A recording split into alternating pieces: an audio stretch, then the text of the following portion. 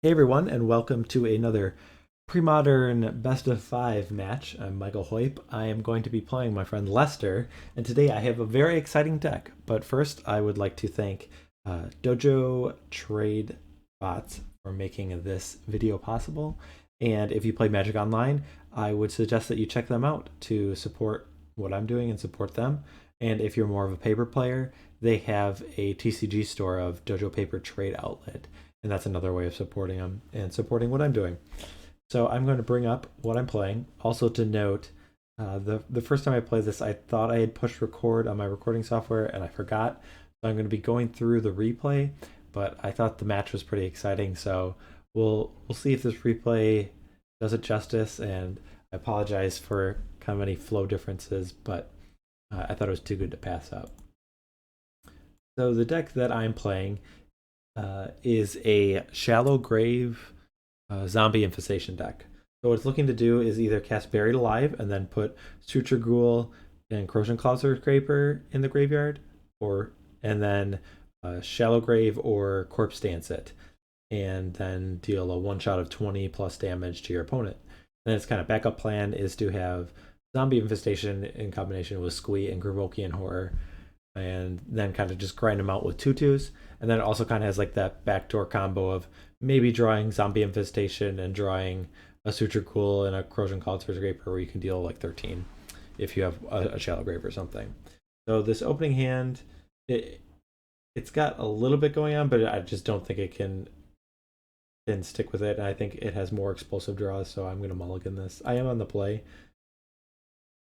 Then looking at this hand, with a Zombie Infestation and 2 Squeeze is very good, but it also has the ability to play a Zombie Infestation and then on turn 3 reanimate a Nicol Bolas and then just make them discard the hand, because that's part of what Nicol Bolas does. So if I am putting one card on the bottom, I either am putting a Shallow Grave, a Nicol Bolas, or a Squee on the bottom. And I decided to put a Squee on the bottom with the game plan of reanimating a Nicol Bolas on turn 3 and dealing him damage. And then I also have the backup plan of where I still have one Squee, and then I'm able to discard and make some zombie tokens with that. So going forward, I just I put the Squee in the bottom, I play a swamp, and I pass. I don't know what Lester is playing. So he leads off with a forest and a birds. And then I draw a Buried Alive. So I'm able to play a Sulfurous Springs and get the Zombie Infestation into play. So a mountain from Lester. And then he plays a Spike Feeder. So I think he's on a red-green survival list just from the cards that he has played. And so here there's not really much he can do. I'm just going to be able to discard Squee and Nicol Bolas at the end of his turn to make a zombie. And then I'm going to be able to reanimate the Nicol Bolas and get rid of his hand. So the Shallow Grave brings back, I attack for 9. Not going to block. So the cards he discards are a Treetop Village, a Flame Tongue Kavu, Siege Gang Commander, Mountain, and Genesis. So now with this board state, I can make a zombie this next turn, and then also a zombie the next turn, and then every other turn I can make a zombie. So say goodbye to the Nicol Bolas. He did a good job, I think. This is Genesis. So he has the option to spend his turn to get something back, but he looks for the opportunity to play something, draws a land, and can't do much. So he finds to attack, and I'll make a token at a turn. So at this point, I decide if I want to draw or drop the Sulfur Springs or the Buried Alive. And then I realize if I don't make a zombie at the end of this turn, I can untap, play Sulfurous Springs, and then cast Buried Alive for 3 more Squeeze, and then over the next few turns I'll be able to make a lot more zombies. So I skip on the zombies this turn, and I go to Buried Alive and put the Squeeze into play, or in the graveyard. So he blocked with a Spike Feeder, and now he's got a trigger. So he is going to bring back the Flametongue Kavu at this point, and he drew a Wasteland. So at the end of this turn, to make a zombie. Oh, I think I miscollected. I forgot to make a zombie at the end of his turn. So at this point, I'm going to get all these Squeeze back. We'll just speed through this. I drew a Lotus Petal. Now I'm going to be able to discard 1, 2, 3 times to make 3 more zombies at the end of his turn. Okay, so he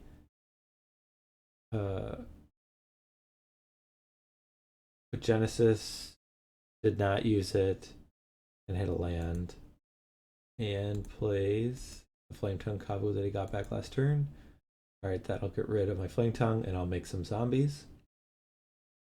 Alright, I'll get all these Squeeze back, and I'll draw a card and just attack. He's got to block 1, and I still get in for 4. We'll speed through this, and he concedes the game.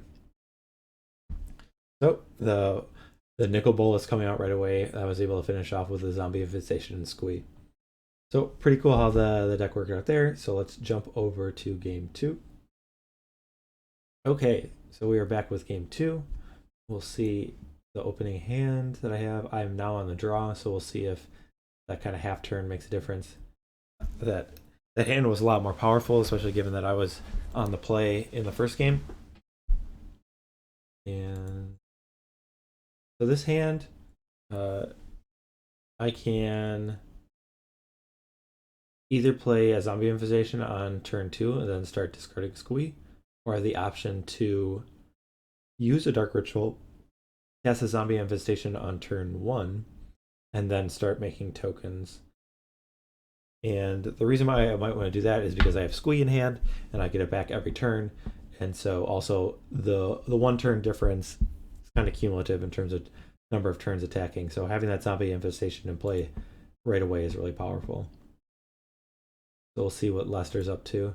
He just has a Forest. Okay, so I draw another Dark Ritual. So I think it's best to use a Dark Ritual and get a Zombie Infestation into play. So I will fetch and do that. And so now I have the option to make 1 or 2 zombies at the end of his turn. It's kind of how all in you want to go. So he has survival. So if the game is going on for a while, I think he's going to be able to get things kind of set up. So I decided it's best to discard 4 cards this turn to make 2 zombies. So I'm faced with the decision of whether I want to keep a mountain or keep a Dark Ritual. And the reason to keep a Dark Ritual is if I draw something like Buried Alive, then I would be able to get a lot more Squeeze and have a lot more powerful Zombie Infestation. The reason to have a mountain is it gives me something to play. I have a few red cards in my deck. I think I opt to discard, yes, the mountain. So I'm keeping that Dark Ritual in hopes of drawing a Buried Alive. Okay, so this Squee comes back. I have 2 zombies that I attack for, so he's at 16. So he has a Wall of Roots, and that is pretty good for him because he's able to use the activation of the Wall of Roots, then activate Survival. He discards a Masticore, then goes and gets, and plays an Elvish Lyrist. So I know my Zombie Infestation is not long for this world, but I'll at least get another activation out of it. So I'll get back a Squee and I draw another Squee. Attack with my 6 zombies. He's able to block 1 and then take 4, so now he's at 12. So he uses the Lyrist on my Zombie Infestation. I will activate my Squee. He's got a Wall of Roots. He uses Survival of the Fittest to discard Teaching Commanders to get an Avalanche Riders. I'll pass a turn. I can get some Squeeze back, and then I attack, dealing him 2 damage. He's blocked with both. I drew a Sutured Ghoul, which is not really any good. He gets Squee back. So he's kind of got his engine going. So he just needs to stay alive Another wall does a really good job because I'm only taking or able to deal 2 points of damage at a time, and a spike feeder able to trade with a zombie. So he has an 03, an 03, an 04, and a 2/2. So at this point, I'm not really looking to attack. I think maybe my best way is to draw a mountain and a Firestorm, and that way, if I have a bunch of cards in hand, I can kill a bunch of his creatures, deal some damage to him, and then attack with the rest of the zombies. So that's my plan. All right, I draw another Sutured Ghoul, which doesn't do me any good. I decide not to attack because I don't want to trade the zombie token for the spike feeder at this point. He's able to get a Squee back. He's able to blow up my land. He uses another Squee. And I draw land. I'm just going to pass here because I'm a little bit worried about a situation where he might get an Avalanche Riders and Genesis Loop and just keep blowing up my lands. Also, I still need to draw red mana for the plan of casting Firestorm, so just having that extra card in my hand might be beneficial. Discards a Squee to get a Squee. Discards a Squee to get a Squee. Or no, he got a Ogre Shaman. So this card is 3 red for a 3/3. Has the ability of 2 mana, discard a card at random. Ogre Shaman does 2 damage to any target. So it seems my zombies are not long for this world. I draw a Buried Alive, so the option of Swamp Ritual Buried Alive to get more Squeeze. I guess I'm not sure what I can draw at this point. So I pass the turn. He's going to get some Squeeze back. He's going to have an exciting turn. He's going to get rid of my creatures and attack for 5. I draw a Duress, which I don't think does me any good. Instead of discarding, I just put Nicol Bolas and 2 Krosan Cloudscrapers in my graveyard. It doesn't really even do anything because I need to discard the Sutured Ghoul to be able to reanimate it. So at this point, with him getting 4 Squeeze back, he's just able to attack me for 5, and then he has enough mana with Gaia's Cradle and these creatures just to discard the rest of the damage with the Ogre Shaman to finish me off. So he takes down game number 2. So the third game, I'm able to sideboard. So to note, this deck I found on MTG Goldfish by Swamp Ritual Negator. I'm not sure if they're the ones who created it or if they got it from somewhere, but this is the first that I've seen of it. Don't want to mention their name. There was not a sideboard included in the deck online, so I kind of threw something together. I had Pyroblasts and Cabal Therapy against control or combo decks. Pyroblast to help force your cards through blue counter spells. Cabal Therapy to strip them out of their hand or slow down a combo deck. Pyroclasm against fast aggro decks. Powder Keg is a card that could be used against aggro but might have some utility against a preemptive Tormod script that I could play it on 2 and blow it up before I kind of do my Squee shenanigans or Buried Alive. And then 2 extra Masticore is just kind of if I'm going to be a little less focused and want a slower game. The way I board it is I brought 2 more Masticore in. I brought 2 Powder Kegs in. 2 Pyroclasms. Took out all 4 Duress because he has so many creatures I have to think. And I might be able to get survival, but I didn't know it was worth it. So, and then I also took out 1 Sutured Ghoul and 1 Nicol Bolas. So I'm kind of more looking to grind a little. So I guess if I just draw the 1 Sutured Ghoul, I might have a little bit more difficulty. I need to get in the graveyard with Zombie Infestation, but I think kind of having a backup plan with Masticore could be pretty beneficial. On this game, I'm on the plate. The opening hand has no mana, so this is easy mulligan. This hand just has all mana and a Firestorm, which doesn't do much at all on its own, so I'm going to mulligan.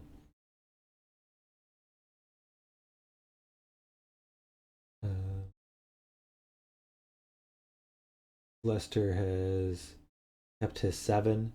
And this hand has everything I need. I have a Sulfurous Springs for a turn 1 Dark Ritual.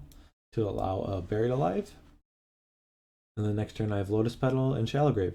So I'm able to put Corpse Dance and Pyroclasm on the bottom and have the potential of a turn 2 kill. I have Sulfurous Springs, Dark Ritual, Buried Alive. I'll get 2 Krosan Cloudscrapers and a Sutured Ghoul. So, unfortunately, the order of the cards, the way I selected it, the Sutured Ghoul is below the Krosan Cloudscraper, and this card returns the top one, so it's a little bit awkward. Luckily, I'm playing with a friend, so I can kind of explain what's going on. And there's a Treetop Village for him. I told him that I had the kill in hand, and he let me kill him with the... He conceded, even though this Shallow Grave would only bring back a Krosan Cloudscraper. So we'll move on to game 4. So for game 4, I kept the sideboarding the same. I am now on the draw, so we'll see what our opening hand has in store. So this hand, I'm able to play a turn 1 ritual into Buried Alive. And then if I draw a mana source in the next 2 turns, then I'm able to Shallow Grave and get that turn 2 kill. So this seems ideal. So a forest and a Birds of Paradise. And I draw a Lotus Petal, so I'm definitely looking in good shape. So I Dark Ritual, Buried Alive. I'm able to get Sutured Ghoul, Krosan Cloudscraper, Krosan Cloudscraper. So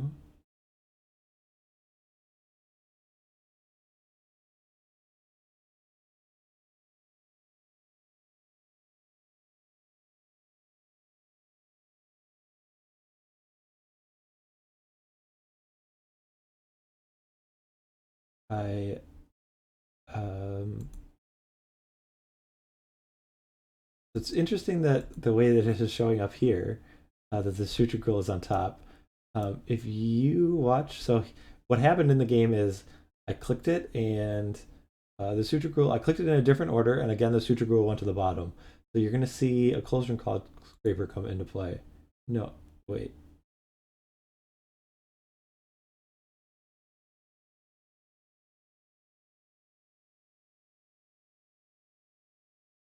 Oh, that is really unusual that the... So, interesting how the... Okay, I'll explain a little bit what's going on. So, in the game that we actually played, the Sutured Ghoul was again on the bottom, even though I selected the cards in a different order than I did before. And I returned a Krosan Cloudscraper and attacked. And then... but it's really crazy that the video shows that I brought back a Sutured Ghoul and that the order was different. So I wasn't sure if I had just misclicked twice and wasn't getting the order right, but I looked it up and there is a bug on Magic Online that Buried Alive just doesn't work as intended. The order is just random. So it's crazy that the order is random in a replay as well, because obviously if I was bringing back Sutured Ghoul, I would exile the Krosan Cloudscrapers. So what actually happened was in the game I brought back a Krosan Cloudscraper, I attacked for 13, I asked Lester to concede, he told me no, and then played a turn and then he conceded. So he got his last laugh in, but it's a little bit bizarre that that's how the replay kind of showed out. But anyways, going back to this deck, I think it's pretty cool. I think it's definitely very powerful. I think I got to showcase that it definitely has some explosive turns. Unfortunately, it doesn't appear to work the way you want to on Magic Online, but it might be a deck to look into to see if it has some potential to play against the kind of gauntlet of Premodern decks that everyone plays against. So I want to thank everyone for tuning in, and until next time, take care.